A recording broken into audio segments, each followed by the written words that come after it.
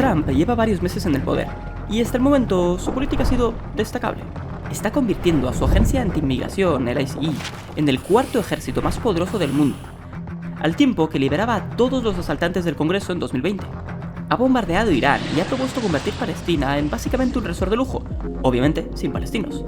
Y ha impuesto aranceles a todas y cada una de las naciones del mundo, incluyendo islas únicamente habitadas por pingüinos y focas.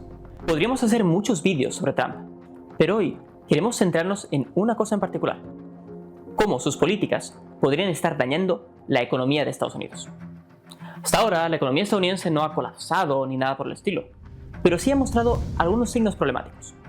En este vídeo vamos a hablar de 4 formas en las que las políticas de Trump podrían perjudicar la economía estadounidense: el turismo, la inmigración, los aranceles y la deuda pública. Así que si te interesa, quédate un rato.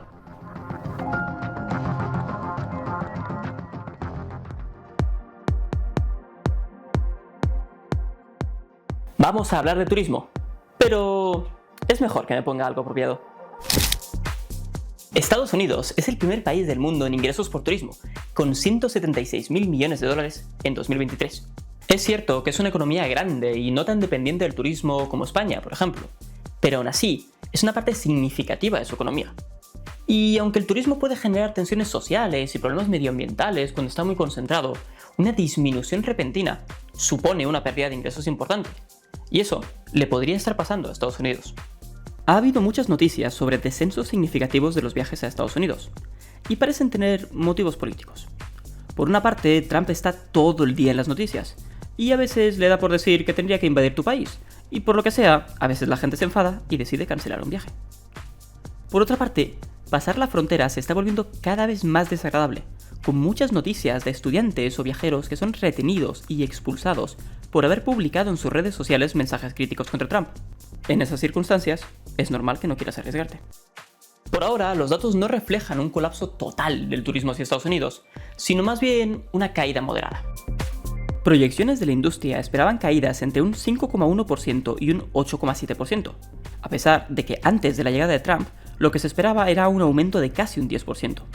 Pero hay un país en el que la caída sí ha sido enorme, y es Canadá. Precisamente el primer país en número de visitantes y al que Trump ha amenazado con invadir. En el resto del mundo, lo que vemos es una disminución moderada. Sin embargo, esto no significa que no pueda hacerse más grande en el futuro. Por un lado, mucha gente coge vuelos con meses de antelación, por lo que los efectos del miedo tardarán en verse. Al mismo tiempo, las proyecciones eran de aumento y deberían serlo más si consideramos que el dólar ha perdido valor. Así que no es solo lo que baja el turismo, sino también lo que no ha crecido. Por otra parte, hay otro aspecto en el que las posiciones políticas de Trump podrían dañar a su economía: el boicot a sus productos. Si Trump acrecienta su guerra comercial o sus políticas internas, mucha gente en el resto del mundo podría estar lo suficientemente enfadada como para boicotear los productos estadounidenses, haciendo que pierdan ingresos.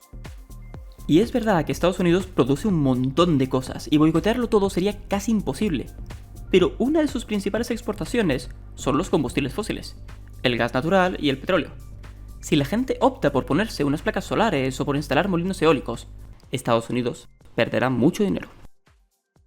Pero vayamos a otro asunto que es fundamental dentro de la política de Trump: la política migratoria.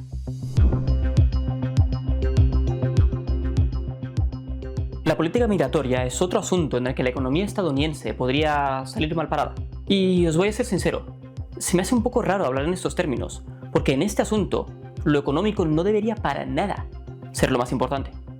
Trump ha cogido a la agencia de inmigración del país, el ICE, y le ha dado un presupuesto de 157.000 millones de dólares, superior al del ejército ruso entero.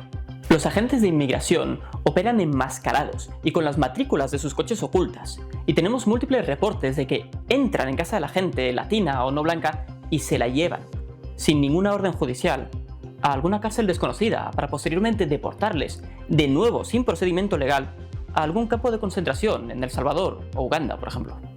Es literalmente una fuerza paramilitar de extrema derecha. Y no tenéis que hacer un gran esfuerzo para pensar en un referente histórico correcto.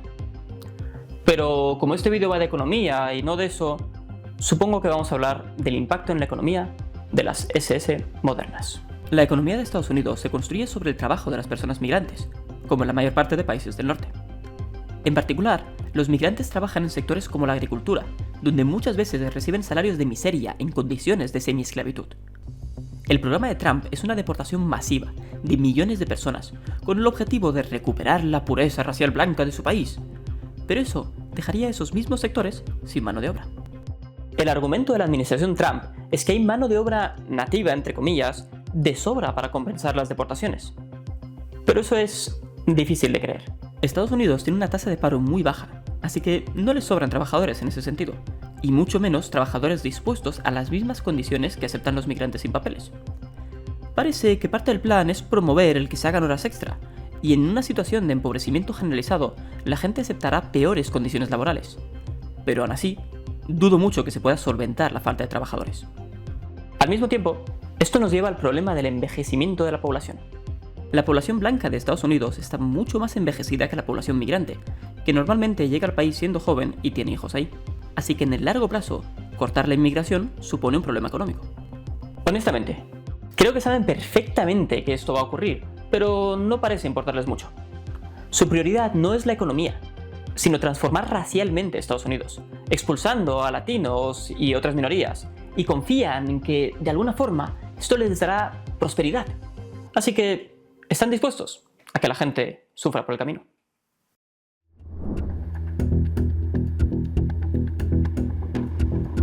Vale, vamos al tema que seguramente más haya copado los titulares de los medios de comunicación: los aranceles y la guerra comercial de Trump con el resto del mundo. Desde la llegada de Trump al gobierno, Estados Unidos ha impuesto aranceles a, literalmente, todo el mundo. Lo ha hecho de forma caótica y muchas veces como táctica negociadora. El modus operandi es imponer aranceles ridículamente grandes a uno o varios países, y luego pausarlos para facilitar una negociación mientras amenazas con volver a ponerlos. En abril de 2025 dio un paso bastante gordo y aplicó aranceles muy altos y arbitrarios a todos los países del mundo, incluyendo estas famosas islas en las que solo viven pingüinos. Los mercados se sorprendieron y la bolsa estadounidense empezó a colapsar, así que Trump se echó para atrás y anunció un parón y una negociación individualizada manteniendo, eso sí, un arancel base del 10%. Luego hizo lo mismo con China, alcanzando un 145% de aranceles y luego bajándolos, y se suponía que volvería a meter aranceles a todo el mundo con quien no llegara a un acuerdo el día 7 de julio. Pero estoy escribiendo este guión semanas después y lo que ha dicho es que lo retrasa para agosto. Así que ya me diréis qué pasa al final, oyentes del futuro. Lo que quiero decir es que con Trump es imposible distinguir la retórica de la política concreta, al punto de que los mercados financieros ya han dejado de reaccionar a lo que dice, porque de todos modos puede cambiar de opinión al cabo de unas horas. Pero aún así, a pesar de las idas y venidas, lo cierto es que los aranceles sí han aumentado, aunque solo sea con ese 10% de base a todo el mundo. Subir los aranceles significa dos cosas. Una, que normalmente te aplicarán a ti también aranceles en respuesta, con lo que tus empresas serán menos competitivas en el extranjero. Dos, que los precios de los productos aumentan en Estados Unidos también, porque las compañías suelen aplicar directamente el arancel en el precio del producto final. Aumentar los precios supone también disminuir el consumo, así que ambas cosas pueden provocar inflación y ralentización económica. Y eso es algo raro, porque normalmente la inflación se produce justamente cuando hay un alto crecimiento económico, y se soluciona en parte restringiendo el consumo. En este caso, muchos economistas tenían miedo de que se produjera lo que llaman estanflación, inflación con estancamiento económico, lo que normalmente se considera problemático. Los aranceles, por supuesto, tienen problemas pero también ventajas, no se hacen porque sí.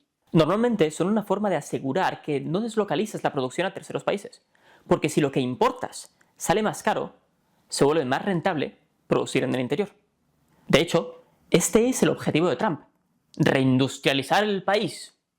El problema es que en este caso no va a ocurrir. Veréis, para que los aranceles puedan lograr ese objetivo, tienen que darse unas condiciones concretas. Para que una empresa decida relocalizar su producción a Estados Unidos, tiene que saber que la política arancelaria se va a mantener durante muchos años, porque la inversión es cara y tardará tiempo. Pero en este caso, la política no solo podría cambiar con el próximo presidente, sino que directamente con el propio Trump cambia cada pocos meses. Así que ningún agente económico puede tomar decisiones con seguridad. Trump se lleva la parte mala de los aranceles, el aumento de los precios, pero por ser tan caótico e imprevisible, no puede llevarse la parte buena, la reindustrialización. Por cierto, cosa curiosa, Estados Unidos de hecho ya tenía una política de reindustrialización bastante potente antes de que Trump llegara al poder. De hecho, era una de las marcas de la política de Biden, que en lugar de usar aranceles había optado por inversiones públicas en energías renovables y electrificación. Lo hizo con la Inflation Reduction Act, de la que os hablamos en un vídeo anterior. Esto estaba dando resultados, pero en cuanto Trump llegó al poder se la cargó por completo, y está haciendo todo lo posible por evitar que se construyan renovables en Estados Unidos. Así que en realidad está haciendo lo contrario de lo que se supone que quiere hacer, y generando tanta inseguridad jurídica que invertir se vuelve complicado. Último punto, la deuda pública. ¿Os acordáis de eso, de que los gobiernos de izquierdas gastan mucho y que los de derecha son más responsables con la deuda? Bueno, siento deciros que es mentira. Trump ha aprobado hace poco una ley que multiplica la deuda pública del Estado. Por una parte, la ley supone un recorte fuerte de servicios como la poca sanidad pública que tienen, pero ese dinero ahorrado, entre comillas, es mínimo en comparación con dos cosas. Menos impuestos para los más ricos y muchísimo dinero para la ICE, la Agencia de Inmigración. Concretamente, 157.000 millones de dólares, divididos en varias partidas y en los próximos 3 años. El propio Congreso de los Estados Unidos calculó que en los próximos 10 años la ley firmada añadiría 3,3 billones de dólares al déficit público. Estados Unidos ya tiene una deuda importante de más del 120% de su PIB, y esto hará que crezca bastante más. Más deuda significa que tienes que dedicar un mayor porcentaje de tus recursos públicos a pagar los intereses, pero también que los mercados pueden empezar a pensar que tal vez no vayas a poder pagarla, lo que a su vez incrementa los intereses y tu gasto público. Es un círculo vicioso del que Trump, en lugar de salir, se está metiendo más. No sé qué pasará con la economía estadounidense y quien esté totalmente seguro posiblemente esté mintiendo, pero hay varios indicadores de cosas que podrían ir mal.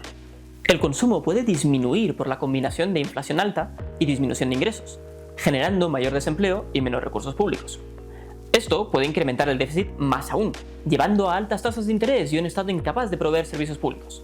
La inversión puede frenarse por la inseguridad jurídica, y en general todo esto puede ir convirtiéndose en una bola de nieve de efectos negativos. Las crisis económicas normalmente tienen que ver con factores externos o con dinámicas estructurales que llevan mucho tiempo en marcha. Pero en el caso de Estados Unidos, que estaba viviendo una situación económica bastante buena, la crisis podría darse directamente por incompetencia política. Pero no os preocupéis, porque al menos Trump se lo habrá pasado bien. Y hasta aquí el vídeo, gracias por verlo. Sabéis que nos ayudáis muchísimo si lo compartís, os suscribís y hacéis todas esas cosas que hay que pedir en YouTube. La verdad es que cada uno de estos vídeos supone mucho curro, así que toda ayuda nos viene bien. Nos vemos en la próxima. ¡Hasta luego!